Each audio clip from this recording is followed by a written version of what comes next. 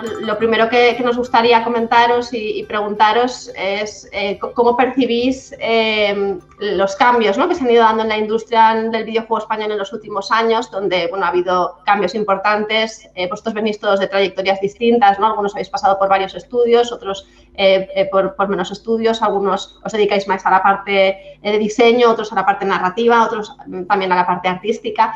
Entonces, la primera pregunta, ¿no?, por donde empezaríamos es si percibís que hay ahora una mayor sensibilidad pues a las cuestiones narrativas, ¿no?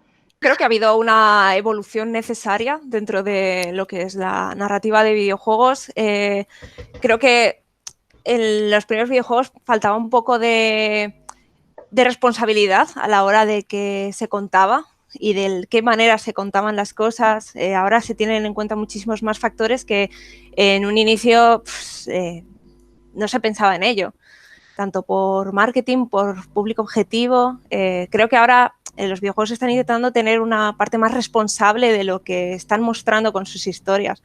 Y como lo que has dicho, de que ahora se está intentando tener todo como una profundidad mayor, incluso en las más pequeñas tonterías, pero que todo tenga como una profundidad y que todo sea mucho más redondo. Y yo creo que tenemos la suerte que en los últimos años han aparecido, o sea, tenemos facilidades como motores gratuitos y que permiten a estudios más pequeños crear juegos comerciales, y eso da mucha más libertad creativa, porque hace a lo mejor 10 años eran grandes estudios donde al final se iba siempre quizá a juegos, a tipos de juegos más establecidos, pero al haber estas empresas indies, que hay equipos buenísimos en España, yo creo que la gente ya tiene más libertad para contar las historias que siempre ha querido contar. Estoy completamente de acuerdo con lo que dicen. Sí que es cierto que con el hecho de que ya no tengamos que tener también juegos que duran X horas y que tienen que ser distribuidos a 50 euros, sino tener esas experiencias de 3, 5 euros o Ichi o cosas así, todo lo que está diciendo Tatiana, eso está genial, porque no sé si es cosas que no se hacían o cosas que se hacían pero estaban mucho más ocultas, pues que yo que sé, Andrew Plotkin seguro que lo hizo, yo que sé, es como de esa gente que luego cuando te lo cuentan, o Emily Short, ¿no?, que han hecho 100.000 cosas que ahora decimos, ¡hola, qué nuevo es esto!, pero luego cuando yo que no tengo ni puta idea de historia del videojuego, me viene alguien que sabe de eso, de retro gaming, cosas así, me quedo como, vale, ya se ha hecho, yo voy con lo que se me ha ocurrido. Y entonces como que ahora es mucho más fácil acceder a ello, y también mucho más fácil que los grandes estudios se contaminen de las ideas que se ofrecen. Y por otra parte me ha gustado mucho también lo que ha dicho Clara de la responsabilidad. Que no, ya digo, yo no puedo hablar del pasado porque ya digo que soy muy, muy inculto, pero sí que me da la sensación de que se piden cosas que a lo mejor en general, o sea, hablando ya de experiencia personal, sea lo que tenía que hacer, pues cuando empecé hace 15 años me decían, pues que sea divertido. Y poco más, ¿sabes? Que el jugador no se aburra y que note que está jugando, y no sé, había como... Y ahora, sin embargo, pues están pidiendo más cosas en muchos sentidos, incluso en sentidos sociales, ¿no? Es como de eso, de algo que está mucho más fuera que de que se divierta. Yo, vamos, un poco también aquí sí hay encuentro al 100% y no desencuentro, porque sí, yo creo que al final, al abrir el espectro, es decir, que sea más accesible a todos los niveles y que el discurso sea más variado, eso lo que hace es que al final se nutra más y salgamos favorecidos todos, desde los propios creadores hasta nosotros como consumidores de juegos. Es decir, el hecho de poder disfrutar de otros discursos y no de los discursos que teníamos que, digamos, que asumir, porque de una manera casi perpetua se venían repitiendo, ¿no? Y ya no solamente hablo de los videojuegos, sino hablo un poco en todo el espectro creativo. Pues no sé, al final, unido a la democratización de herramientas, unido a un montón de ingredientes, ¿no?, que generan al final pues que el avance haya sido muchísimo más grande. Yo creo que es lo que pasa al final cuando va madurando una disciplina, es precisamente eso, ¿no? Es decir, es el aporte de otras visiones, el aporte de otros creadores, de otras realidades, y que es lo que hace que todo pues vaya tomando un peso muchísimo mayor, ¿no? Y que al final nos vayamos tomando en serio nosotros y se vaya tomando en serio desde fuera también. Me interesa una cosa que ha dicho Josué, porque me ha interesado todo, por supuesto, ¿no? Pero ha dicho una cosa en concreto que os quería colar por algún punto, porque hemos planteado la pregunta como industria. Estamos hablando de industrias culturales y, evidentemente, podríamos hablar del desarrollo amateur o del desarrollo, como dice Josué, no siempre encuentras a alguien que lo ha hecho antes o un pequeño espacio independiente donde alguien se aventura. Pero ha dicho Josué que nota que la industria lo pide más. Que esto es lo interesante, porque sois gente que tiene experiencia en hablar con agentes industriales que no necesariamente están en el desarrollo, que no necesariamente están en temas de discurso. Y antes de pasar al siguiente bloque, digamos, que va un poco vinculado, pero pasar a este siguiente bloque, me interesa algún apunte más por esta línea de la industria lo pide más. ¿Creéis que es algo general, que se han educado mejor, entre comillas, a la hora de pedir y de anticipar lo que el público puede querer? Yo creo que al final por ejemplo, si pensamos en un AAA, como cuestan tantísimo dinero, suelen ir más sobre seguro. Entonces yo creo que los juegos más indies han ido abriendo camino, han probado ideas nuevas y han visto que funcionan, que a la gente le gusta, que tiene aceptación, y entonces están empezando a incorporarlas, pero un poco creo, es mi sensación, que usan un poco como prueba a ver si funcionan esas ideas en juegos indies por no arriesgar ellos. Sí, opino totalmente igual. Estoy totalmente de acuerdo. Que toda la inventiva, todos los riesgos que toman los equipos indies hacen que luego los AAA cojan muchas cosas de ahí que ya saben que funcionan y las incorporan. Porque un AAA no puede arriesgar. Adrián tiene la mano levantada. Sí, es que he visto que se podía hacer esto y digo, pues muy ya ordenado. Nada, yo también creo que tiene mucho que ver con la generación en la que con la generación en la que nos encontramos. Es decir, no podemos tampoco perder de vista que durante un tiempo eso que estábamos, a mí me cogí un poco ya finalizando, pero dentro de los salones recreativos y ese tipo de cosas, ese público ha ido creciendo, ese público ha ido demandando también otras cosas. Entonces, a nivel de la pregunta que hacías a nivel de industria, el perfil también ha cambiado muchísimo de esa persona con poder adquisitivo que se puede enfrentar a lo que es gastarse, y hablábamos antes aquí, ¿no?, de precios también un poco desorbitados y demás. Que eso no quiere decir, como bien ha dicho antes José, que no se estuviera haciendo de otras maneras y de otra forma antes. Pero en cuanto a lo que es la industria o a ese boom de por qué ahora vemos estas historias también y vemos este uso de la narrativa, digamos, de una manera más profunda en productos más orientados a la mercadotecnia, por así decirlo, ¿no?, más orientados a reventar las ventas en un momento determinado. Yo creo que tiene mucho que ver también con el contexto de la generación y de la edad en la que está jugando ahora mismo a los videojuegos, ¿no? Y eso de la generación también, no solo por el público, sino también por quienes lo hacemos. Porque ahora estoy pensando, o sea, que hace unos años intentar meter dentro de mi equipo, o sea, el equipo de desarrollo en el que yo estuviese en ese momento, bueno, sobre todo en Péndulo, pero también en otros, meter según qué ideas que tenían más que ver con, digamos, con las humanidades. Es que no sé decir una palabra que mole aquí, ¿vale? Pero seguro que me vais a entender, porque además, como le voy a hacer ahora la pelota a Marta, va a decir que sí también. Pero con el tiempo, y sobre todo creo que eso es gracias a los estudios que se han hecho a los centros formativos especializados en videojuegos, eso ha cambiado. En Péndulo ahora, por ejemplo, tenemos a un exalumno de Marta, Adrián, que creo que es Adrián. Sí, Adri, que es de tu primera promoción, que aunque no está en narrativa, es technical artist, es un tío que tiene una formación en humanística, ¿vale? O sea, que le han formado en narrativa, que le han formado en un montón de cosas, y entonces esas ideas son mucho más fácil que permeen, y que cuando a lo mejor en narrativa o en diseño surge una idea, llegue muchísimo mejor al resto del equipo, porque nos entendemos todos mucho mejor, porque es gente que no solo está formada, pues antes cuando tú entrabas a programación tú sabías de programación, y si querías saber de algo más lo sabías, pero no habías recibido una formación en eso. Y ahora todos esos estudios creo que están, centros formativos, todo eso nos está ayudando un montón. O sea, creo que vamos como mucho más, aunque la gente se especialice luego muchísimo, no sé, como que hay un pelín más de tejido. Estupendo. Teníamos... Voy a hacer un reshuffling de las preguntas, porque es que tenemos una que encaja, que conecta perfectamente con esto. que es sobre formación en narrativa para videojuegos. Venís de formaciones diferentes, de maneras de entender el videojuego diferentes, o sea, habéis vivido varias épocas además, con lo que ya decís que habéis vivido diferentes cambios, ¿no?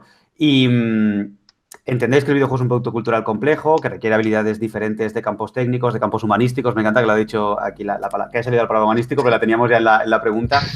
Y artísticos, ¿no? Yo, por ejemplo, siempre me acuerdo, Tatiana, que nos contó una vez que ella venía de hacer del rol de papel y lápiz, por ejemplo, ¿no? Que es un campo en el que muchos hemos crecido como jugadores y hemos empezado a pensar en estructuras de juego y todo esto, ¿no?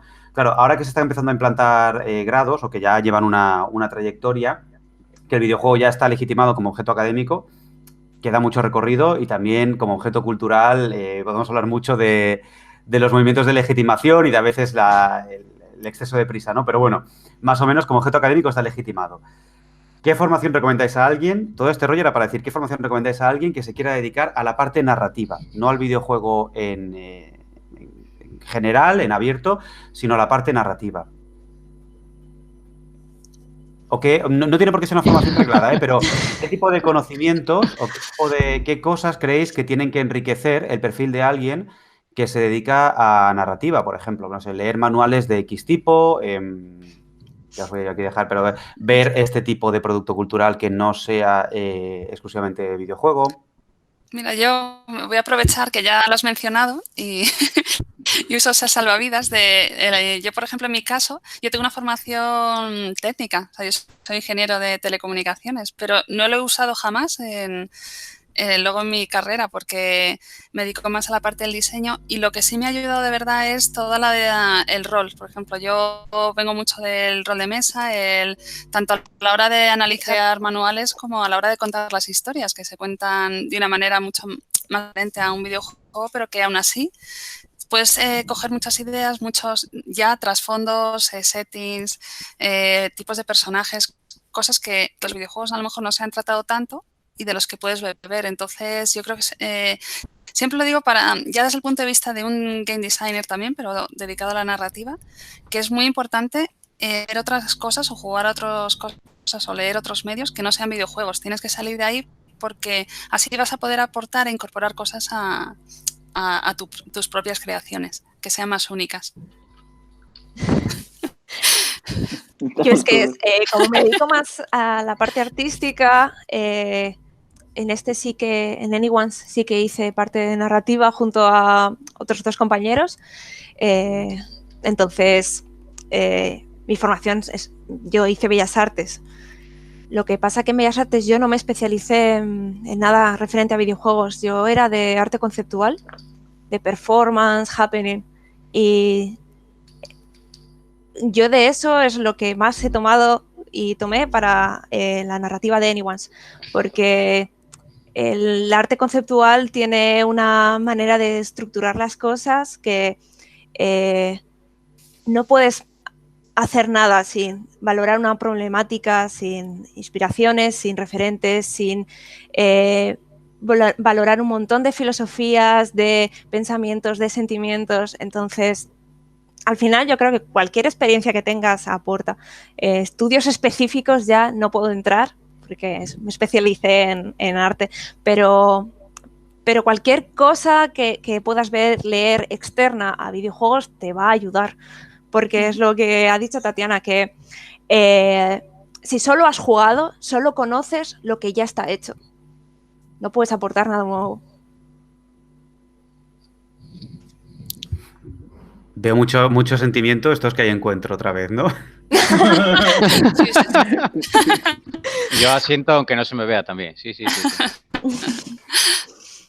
Pues, Adrián, Josué, ¿vosotros qué pensáis sobre esta cuestión? Yo es que también, o sea, yo coincido y aquí esto, no es parece que nos hemos puesto de acuerdo antes, hemos estado media hora antes hablando, oye chicos, nada de peleas, todo ok para adelante, no queremos ninguna discusión. No, es verdad, es que al final, y además aquí creo que las dos partes, el hecho de haber experimentado con muchísimas otras cosas, muchísimas otras disciplinas, haber estado un poco de culo inquieto casi desde que conocí los juegos como tal, no los videojuegos, empezar a decir, oye, esto cómo cómo se hará esto, ¿no? Y juegos de mesa, juegos de rol, jugar y empezar a crear mis propias historias o empezar a crear mis propios universos de decir, pues esto lo jugamos así y tal. Recuerdo tengo muchos recuerdos del patio vecino en el que jugábamos de pequeño, donde vivía con mi familia, en el que era como esa cabecilla de decir, vamos a inventar una historia y jugamos a esto aquí encima, casi como en un rol en vivo, ¿no? Es decir, pues ahora hacemos no sé cuánto y hacemos esto. Y al final no era más que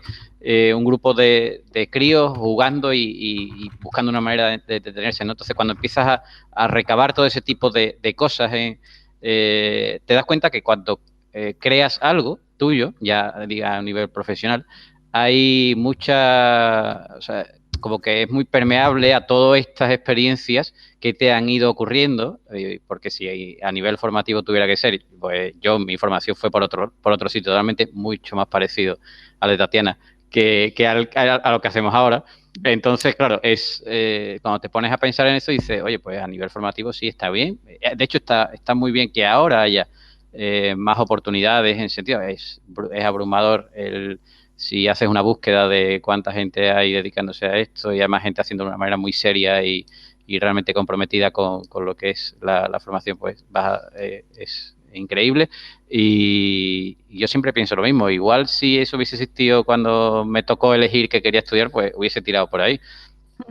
Pero la verdad es que no me arrepiento de haber llegado de esa manera más experimental o de esa manera más de ir cogiendo de un sitio, de otro y haciendo mi propio imaginario, ¿no? De lo que para mí era la narrativa de juego, ¿no? Y el diseño de juego. Me parece enriquecedor al final. Pues no sé por dónde aportar algo. A lo mejor lo que hago es a lo mejor dar algún ejemplo o concretar, no sé. A mí me parece que, por ejemplo, por decir cuál es mi mayor carencia. Bueno, no. De mis carencias la que tengo más presente, que es precisamente el diseño de juego. O sea, es el hecho de no saber tanto como quisiera saber, pese a que he ido a clases de Tatiana, pero no escuchaba tanto como debería, por lo menos no he conseguido retenerlo. Sí, me colaba en sus clases. Pues, ¿verdad? Allá en Matadero. Y, o sea, noto que me falta saber más para poder exprimir más esa otra formación que sí tengo y donde considero que voy más o menos allá. Y entonces eso es algo que sí que tengo. O sea, tengo 2 o 3 libros de diseño siempre en la mesa a la espalda y nunca los miro.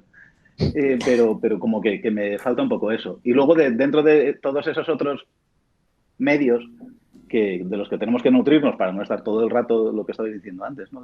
Repitiendo, a mí el que más me está dando es el teatro en estos momentos. Es el que estoy notando que más se parece al videojuego en muchísimas cosas. Perdón, al videojuego, al juego también. Porque por los tipos de pacto que establece con la realidad, que son tan diversos y tan alejados de lo que podemos encontrar en otros medios que intentan ser mucho más restrictivos en cuanto a esos pactos, en cuanto a sus niveles de abstracción. O sea, en el cine comercial es muy difícil encontrar pactos con la realidad extraños, y en cambio en el teatro y en el videojuego es muchísimo más fácil. Y ahí creo que las razones por las que digo esto del teatro me parece que son similares a las que estabas diciendo, Clara, sobre el arte conceptual. Es como que te obligan a hacer un tipo de reflexiones y de plantearte cosas que en otros medios a lo mejor directamente no te planteas porque es inviable, o al menos comercialmente. Es como que a lo mejor si quieres hacer cine experimental sí te van a dejar hacer según qué cosas, pero lo normal es que establezcas un pacto con la realidad como bastante... O sea, es como es el que viene. Y en videojuegos prácticamente todos los AAA han tenido ese pacto siempre, muy basado en el cine, y quizás gracias a todos esos experimentales que hemos encontrado también en videojuegos, los indies, los pequeñitos y tal, como que están buscando, pues a lo mejor eso, establecer unas relaciones con lo narrativo y con lo real que vayan un poquito, que sean diferentes simplemente, o con todos esos juegos que se basan muchísimo más en la literatura, o con todos los juegos que realmente tienen un componente más teatral, o que son videoclips, ¿sabes? Como, no sé.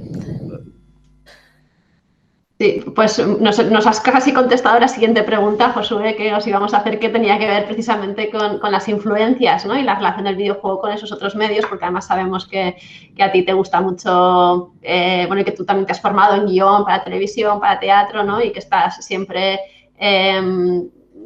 pendiente, ¿no? Más que incluso del videojuego, pues eso, de esas otras influencias que puedes ir captando, ¿no? De otros medios, pues eso, del cine, evidentemente, ¿no? Que los juegos grandes beben mucho, pero también, pues eso, de otros productos culturales que igual no asociamos tan directamente al videojuego, pero que también lo nutren, ¿no? Entonces, pues eso que, bueno, Clara también nos ha contestado ya un poco a esta pregunta, ¿no? Pero que, ¿cómo de importante creéis que son estas otras influencias, ¿no? Y conexiones que podéis encontrar en los videojuegos? Aquí voy a usar la misma carta que José, que es decir, la de mi experiencia personal con respecto a cómo he ido viendo esta relación del videojuego del juego con otros medios, ¿vale? Yo realmente, una de las cosas en las que intento incidir mucho cuando hablo con alguien sobre este tipo de, o sea, sobre diseño, sobre narrativa, sobre juegos en general, digamos, no es solamente en qué nos pareceríamos a otros medios, sino en qué es lo que nos diferencia. Y creo que a partir de la diferencia encuentro después que hay muchas conexiones mayores, ¿no? Es decir, es como que si parto de una primera diferencia que sería, bueno, pues la propia naturaleza interactiva, después esa naturaleza te va dando cuenta que se toca o que se ramifica con muchísimas otras cosas que sí se comparten en el resto de arte. Bien puede ser teatro o bien puede ser una performance, algo más cercano a lo que sí sería establecer una relación con un entorno o establecer una relación con algo que va más allá de una mera pasividad de ese disfrute, ¿no? De ser una película o algo más cercano a simplemente lo que puede ser, entendamos en un sentido más abstracto, escuchar una canción o algo así, ¿no? Entonces, para mí, yo creo que, y volviendo un poco a la primera pregunta que hicimos, parte de esa madurez que se va adquiriendo, de esa seriedad que se va adquiriendo en cuanto al contexto narrativo de los propios juegos, viene de esto precisamente, o sea, de ser capaz de no tener una relación de dependencia, sino de poder andar sin tener que justificarse con el resto de otras disciplinas, ¿no? Entonces yo creo que eso es realmente lo interesante y lo que crear una relación de igual a igual, no una relación como hasta ahora también se ha tenido, de soy el que hereda la ropa de mi hermano mayor, ¿no? Era un poco lo que teníamos como el videojuego. Y entonces eso creo que empieza también a cambiarse, ¿no? Como que hay una fuerza. Y no creo que dependa, como muchas veces se intenta vender o se intenta usar el discurso del poder del mercado o de empresarial, por así decirlo, ¿no? Oye, el videojuego se empieza a justificar porque factura X o factura Y. No creo que tenga nada que ver con eso, sino más bien con la propia seriedad con la que se empiezan a abordar temas dentro del videojuego. Para mí, caer en el discurso de que el videojuego se tiene que justificar por lo que genere, me parece un auténtico... O sea, me parece no entender de qué está yendo realmente esto de la industria del videojuego. Pero bueno. Bueno, ya he dicho, yo sobre todo de todo el tema, el arte conceptual, las performances, los happenings, que al final sí que es totalmente una narrativa que es además súper interactiva.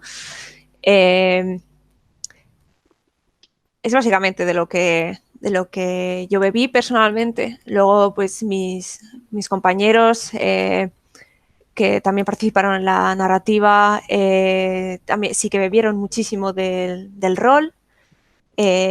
José Gómez, que es uno de los compañeros de narrativa, es súper crack con todo lo que es rol, máster, bueno, impresionante. Y luego el otro compañero, Daniel Vidal, nos ayudaba con toda la parte, sobre todo, de meter la narrativa y el game design, que todo tuviera una coherencia. Y pues él, pues por otra parte, bebía de todo lo que son puzzles físicos de cubos de Rubik de 1000 formas, y que si has jugado, Marta, te habrás dado cuenta que los puzzles son muy de ese rollo. Y al final, pues eso, es que al final son las experiencias que todo lo que puedas introducir en tu cabeza que esté fuera de los videojuegos te va a ayudar a hacer un contenido novedoso y creativo y intentar hacer cosas que no se hayan hecho. Pero bueno, como bien ha dicho Josué, también hay que saber mucha historia de videojuegos porque igual piensas que estás aquí descubriendo algo y ya lo han hecho mucho antes.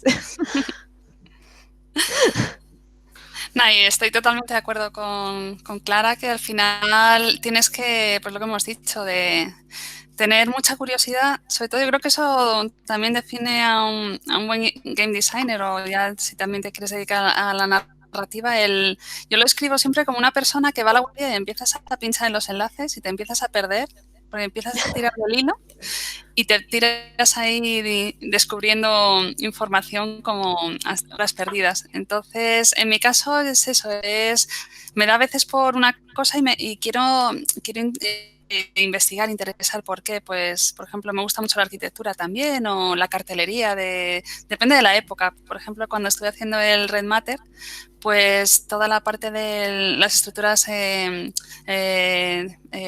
arquitectura brutalista, cartelería de propaganda soviética, todo este rollo me parecía que tenía te contaba una historia de ciencia ficción muy diferente a la que se solía ver en los típicos juegos de ciencia ficción del momento. Entonces, yo creo que son esas obsesiones o esa curiosidad la que te puede aportar a los videojuegos. Y luego el caso del rol para mí yo creo que ha sido, como os comentaba antes, la mayor influencia, porque es una forma de contar historias que al final, o sea, los videojuegos cuentan las historias muy bien de una cierta manera, pero tienen ciertas limitaciones. Al final, en una mesa de rol se da, si tienes una situación en la que hay un buen máster y unos buenos jugadores, puede surgir una magia que es imposible conseguir, yo creo, en otros medios de juego.